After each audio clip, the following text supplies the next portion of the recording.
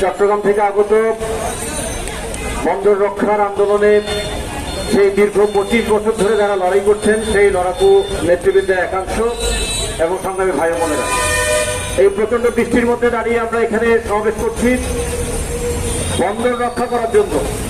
এইখানে আমরা অনেক সমাবেশ করি, কখনো চাকরি রক্ষার জন্য, কখনো মজুরির জন্য, কখনো গণতন্ত্রের দাবিতে, কখনো গোটা দেশে অব্যাহত খুন সন্ত্রাস ধর্ষণের বিরুদ্ধে।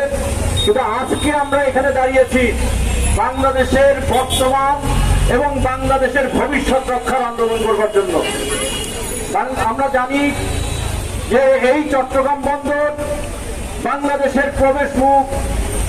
বাংলাদেশে প্রতি বছর যে 5 কোটি টন পণ্য আমদানি এবং রপ্তানি হয় তার 90% হয় চট্টগ্রাম বন্দর দিয়ে। বাংলাদেশ গার্মেন্টস রপ্তানিতে পৃথিবীতে দ্বিতীয়।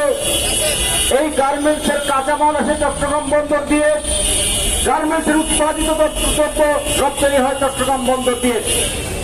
বাংলাদেশে যদি বলি ঢাকায় আছে আমাদের বিমানবন্দর, পৃথিবীর সমস্ত দেশের বিমান সেখানে নামে না, কিন্তু চট্টগ্রাম বন্দর হচ্ছে এমন জায়গা পৃথিবীর যে কোনো দেশের জাহাজ চট্টগ্রাম বন্দরে আসতে পারে। চট্টগ্রাম বন্দর হচ্ছে পৃথিবীর একমাত্র প্রাকৃতিক সমুদ্র বন্দর। চট্টগ্রাম বন্দর কিন্তু কর্ণফুলী নদীর উপরে, সমুদ্রের উপরে নয়। মোহনা থেকে 9.5 কিলোমিটার ভিতরে আমাদের চট্টগ্রাম বন্দর।